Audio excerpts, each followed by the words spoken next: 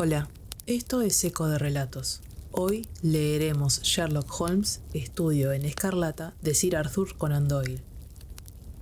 Capítulo 7. Luz en la oscuridad. El calibre y carácter inesperado de la nueva noticia eran tales que quedamos todos sumidos en un gran estupor. Gregson saltó de su butaca derramando el whisky y el agua que aún no había tenido tiempo de ingerir. Yo miré en silencio a Sherlock Holmes, cuyos labios permanecían apretados y crispadas las cejas sobre entrambos ojos. «También Strangerson», murmuró. «El asunto se complica». «No era antes sencillo», gruñó Lestrade, allegándose una silla. «Por cierto, me da en la nariz que he interrumpido una especie de consejo de guerra». «¿Está usted seguro de la noticia?», balbució Gregson.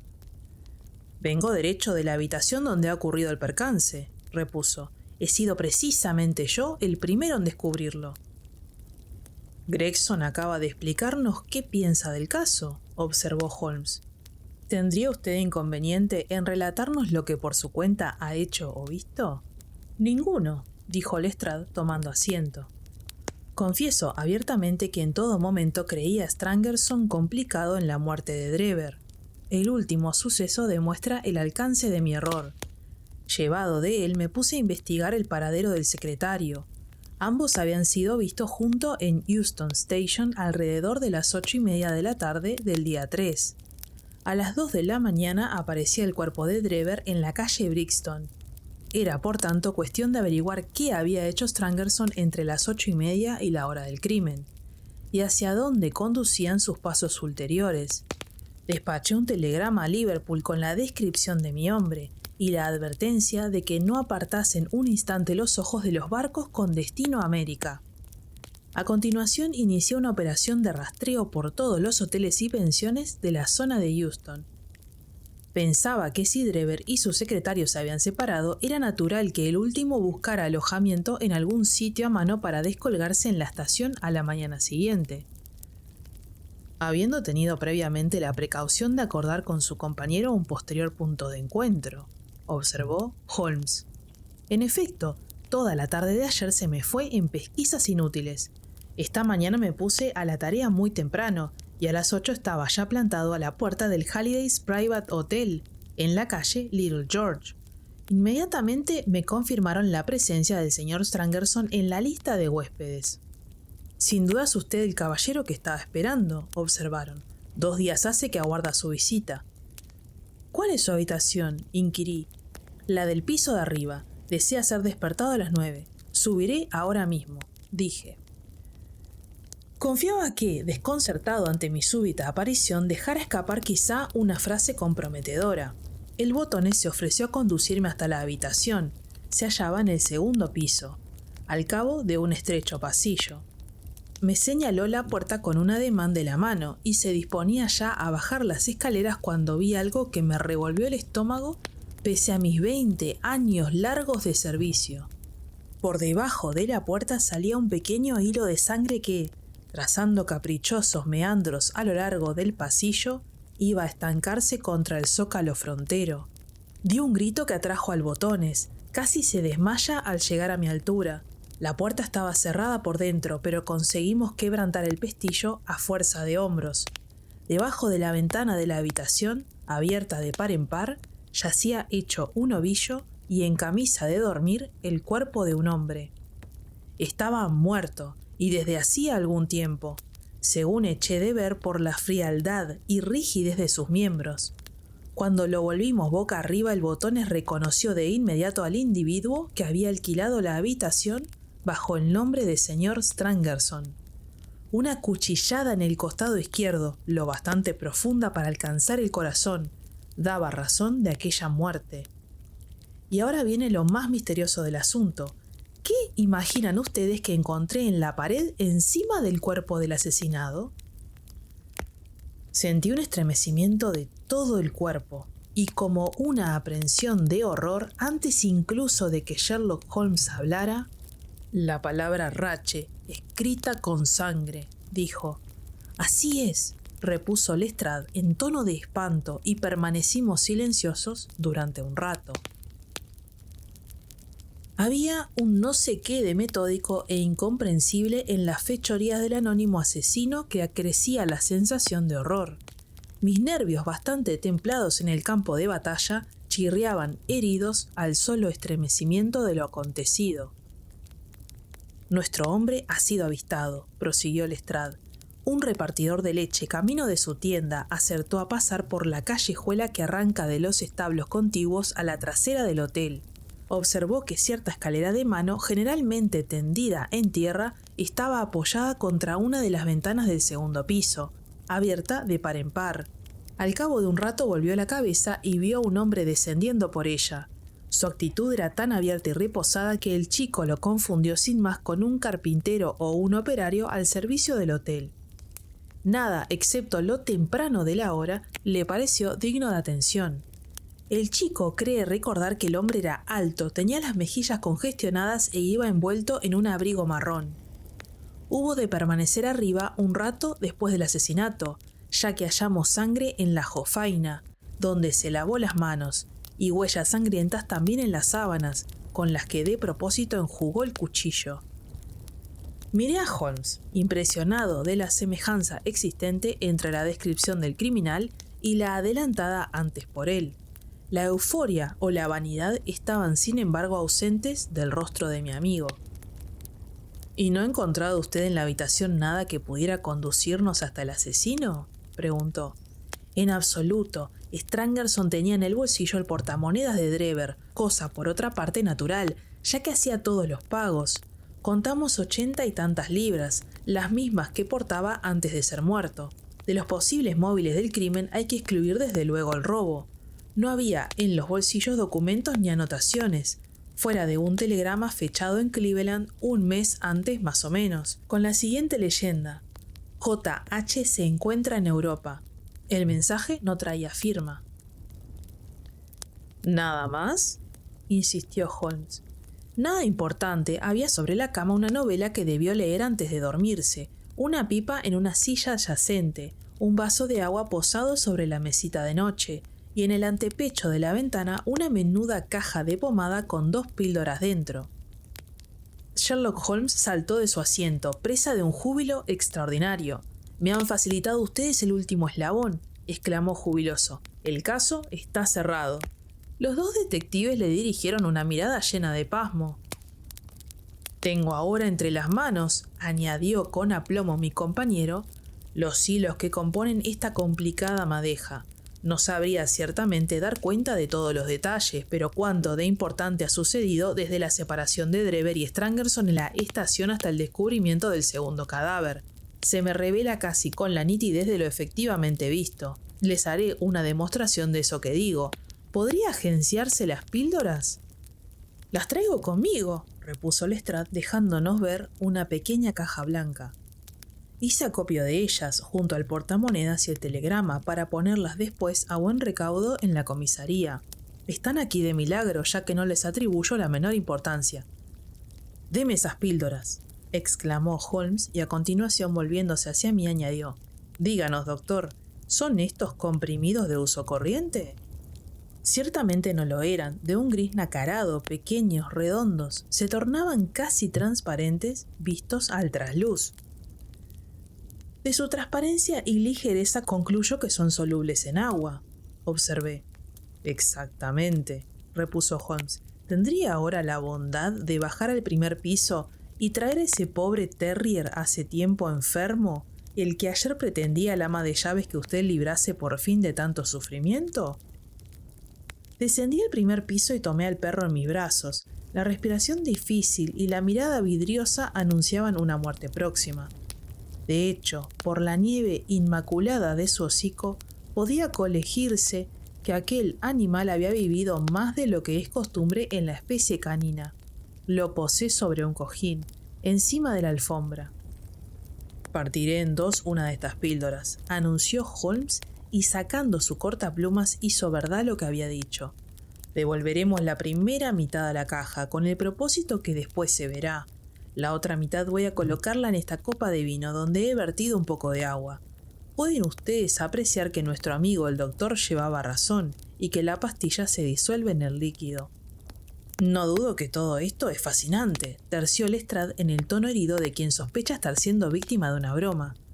¿Pero qué demonios tiene que ver con la muerte de Joseph Stangerson? Paciencia, amigo mío, paciencia. Comprobará su tiempo hasta qué punto no es solo importante, sino esencial. Bien. Ahora, añado a la mezcla unas gotas de leche que la hagan sabrosa y se la doy de beber al perro, que no desdeñará el ofrecimiento. En efecto, el animal apuró con ansiedad el mejunje, que, mientras hablaba, había vertido Holmes en un platillo y colocado después delante suyo. La actitud de mi amigo estaba revestida de tal gravedad que todos, impresionados, permanecimos sentados en silencio y con la mirada fija en el perro, a la espera de algún acontecimiento extraordinario. Ninguno se produjo, sin embargo. El terrier permaneció extendido sobre el cojín, batallando por llenar de aire sus pulmones, ni mejor ni peor que antes de la libación. Holmes había sacado su reloj de bolsillo y conforme pasaba el tiempo inútilmente, una grandísima desolación se iba apoderando de su semblante. Se mordió los labios, aporreó la mesa con los dedos y dio otras 1000 muestras de aguda impaciencia. Tan fuerte era su agitación que sentía auténtica pena, al tiempo que los dos detectives, antes jubilosos que afligidos por el fracaso de que eran testigos, sonreían maliciosamente. «No puede tratarse de una coincidencia», gritó al fin saltando de su asiento y midiendo la estancia a grandes y frenéticos pasos. «Es imposible que sea una pura coincidencia. Las mismas píldoras que deduje en el vaso de Drever aparecen tras la muerte de Stangerson, y sin embargo son inofensivas. ¿Qué diantre significa ello? Desde luego no cabe que toda mi cadena de inferencias apunte en una falsa dirección. Imposible, y aún así esta pobre criatura no ha empeorado». «Ah, ya lo tengo. Con un alarido de perfecta felicidad acudió a la caja, partió la segunda píldora en 2, la disolvió en agua, añadió leche y ofreció de nuevo la mezcla al terrier. No había tocado casi la lengua del desafortunado animal aquel líquido cuando una terrible sacudida recorrió todo su cuerpo, rodando después por tierra tan rígido e inerte como si un rayo mortal se hubiera batido sobre él desde las alturas. Sherlock Holmes dio un largo suspiro y enjugó el sudor que perlaba su frente. «Debiera tener más fe», dijo. «Ya es tiempo de saber que cuando un hecho semeja oponerse a una apretada sucesión de deducciones, existe siempre otra interpretación que salva la aparente paradoja. De las 2 píldoras que hay en este pastillero, una es inofensiva, mientras que su compañera encierra un veneno mortal. Vergüenza me causa no haberlo supuesto apenas vista la caja». Semejante observación se me antojó gratuita, que difícilmente podía persuadirme de que Holmes la hubiera hecho en serio. Ahí estaba, sin embargo, el perro muerto como testimonio de lo cierto de sus conjeturas. Tuve la sensación de que empezaba a ver más claro, y sentí una suerte de vaga, incipiente percepción de la verdad. «Todo esto ha de sorprenderles», prosiguió Holmes, «por la sencilla razón de que no repararon al principio de la investigación en cierto dato, el único rico en consecuencias. Quiso la suerte que le concediera yo el peso que realmente tenía, y los acontecimientos posteriores no han hecho sino afirmar mi suposición original, de la que realmente se seguían como corolario lógico. Lo que a ustedes se presentaba en tinieblas o dejaba perplejos, señalaba para mí el camino auténtico, esbozado ya en mis primeras conclusiones. No debe confundirse lo insólito con lo misterioso. Cuanto más ordinario un crimen, más misterioso también, ya que estarán ausentes las características o peculiaridades que pueden servir de punto de partida a nuestro razonamiento. El asesinato hubiera resultado infinitamente más difícil de desentrañar si llega a ser descubierto el cadáver en la calle y no acompañado de esos aditamentos sensacionales, y outré los que conferían precisamente un aire peculiar. Los detalles extraordinarios, lejos de estorbar esta investigación, han servido para facilitarla».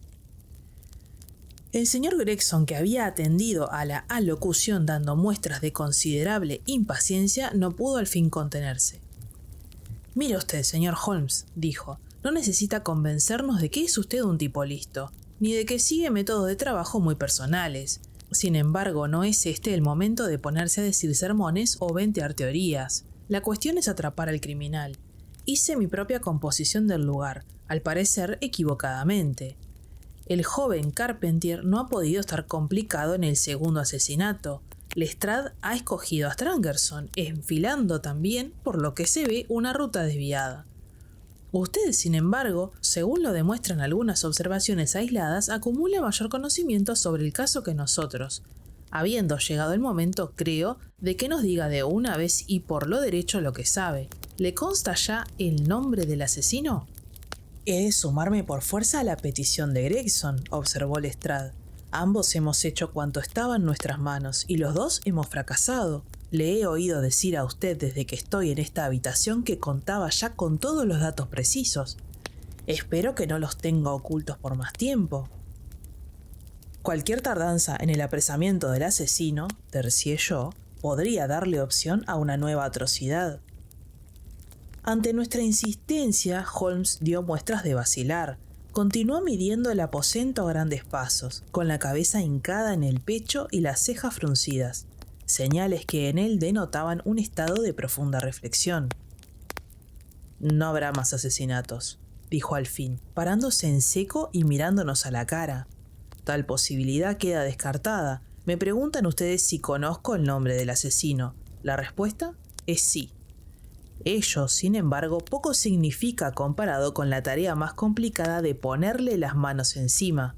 Espero hacerlo pronto y a mi manera, pero es un asunto delicado, ya que hemos de vérnoslas con un hombre astuto y desesperado al que presta ayuda, como he podido comprobar, un cómplice de prendas no menos formidables. Mientras el asesino desconozca que alguien le sigue la pista, existe la posibilidad de atraparlo, mas en cuanto le asalte la más mínima sospecha, cambiará de nombre, perdiéndose sin más entre los 4 millones de habitantes que pueblan esta gran ciudad. Sin propósito de ofenderles, debo admitir que considero a nuestros rivales de talla excesiva para las fuerzas de la policía y que esta ha sido la razón de que no requiera su ayuda. Si fracaso, no dudaré en reconocer el error de esta omisión, mas es riesgo que estoy dispuesto a correr. De momento sepan ustedes que tan pronto como considere posible transmitirles información sin poner en peligro mis planes, lo haré gustoso. Gregson y Lestrade quedaron lejos de satisfechos con estas declaraciones y la no muy halagadora alusión al cuerpo de policía. El primero se sonrojó hasta la raíz de sus rubios cabellos, en tanto los ojos de avalorio del otro echaban vivas chispas de inquietud y resentimiento. Ninguno de los dos había tenido tiempo, sin embargo, de abrir la boca, cuando sonaron unos golpecitos en la puerta y la mínima y poco agraciada persona del joven Wiggins, portavoz de los pilluelos, entró en escena. «Señor», dijo llevándose la mano a la guedeja que le caía sobre la frente, «tengo ya abajo el coche de caballos». «Bien hecho, chico», repuso Holmes en tono casi afectuoso. Después, habiendo sacado de un cajón un par de esposas de acero, añadió: «¿Por qué no adoptan este modelo en Scotland Yard? Observen ustedes la suavidad del resorte. Cierra en un instante». «También sirven las viejas mientras haya alguien a quien ponérselas», gruñó Lestrade. Está bien», repuso Holmes sonriendo. «El cochero podría ayudarme a bajar los bultos. Dile que suba, Wiggins». Me sorprendió ver a mi amigo prepararse a lo que parecía un largo viaje, ya que no me tenía dicho nada sobre su proyecto. Había en la habitación una pequeña maleta que asió enérgicamente y comenzó a sujetar con una correa. En tal manejo se hallaba ocupado cuando hizo acto de presencia el cochero. «Venga acá, buen hombre», dijo hincando la rodilla en tierra con la cabeza siempre echada hacia adelante, «y ponga mano a esta hebilla». El cochero se llegó a él con aire entre arisco y desafiante, y alargó los brazos para auxiliarle en la faena. Entonces se oyó el clic de un resorte, resonaron unos metales y Sherlock Holmes recuperó rápidamente la posición erecta. «Señores», exclamó centelleantes los ojos, «permítanme presentarles al señor Jefferson Hope, el asesino de Enoch Drever y Joseph Stangerson». El suceso tuvo lugar en un instante, tan breve que ni tiempo me dio a cobrar conciencia cabal de lo ocurrido. Conservo en la memoria la viva imagen de aquel momento, la expresión de triunfo de Holmes y la faz furiosa, atónita del hombre, fijos los ojos en las brillantes esposas que como por arte de encantamiento habían ceñido de pronto sus muñecas. Durante 1 o 2 segundos pudimos parecer un grupo de estatuas. Entonces el hombre dejó escapar un grito de loco y, deshaciéndose de la presa de Holmes, impulsó su cuerpo contra la ventana. Maderos y cristales cedieron ante la acometida, mas no había el fugitivo completado aún su propósito cuando Holmes, Lestrade y Gregson hacían de nuevo, al igual que Sabueso, presa en él. Fue arrastrado hacia la habitación donde se desarrolló una formidable lucha. Tanta era la fuerza y el empeño de nuestro enemigo que varias veces nos vimos frustrados en el intento de inmovilizarlo. Parecía poseído del empuje convulsivo de un hombre al que domina una crisis epiléptica. Cara y mano se hallaban terriblemente laceradas por el cristal de la ventana, mas la pérdida de sangre no le restaba un ápice de fuerza, hasta que Lestrade consiguió asirlo de la corbata y hacer con ella torniquete, cortándole casi la respiración. No cesó en su resistencia.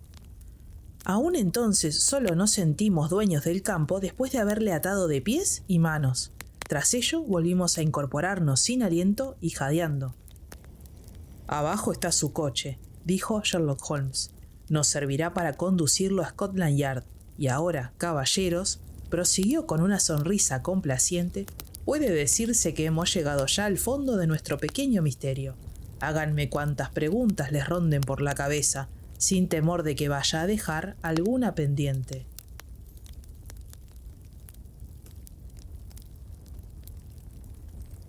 Hasta acá llegamos con el episodio de hoy. No olvides darle like, suscribirte y activar la campanita para que no te pierdas los próximos episodios. Déjame tus comentarios, opiniones o sugerencias para futuros videos. Quiero aprovechar y dar un especial agradecimiento a los miembros del canal. Si se quieren unir, lo pueden hacer por YouTube o Spotify. Así tienen los videos antes que el resto. Nos vemos en el próximo capítulo.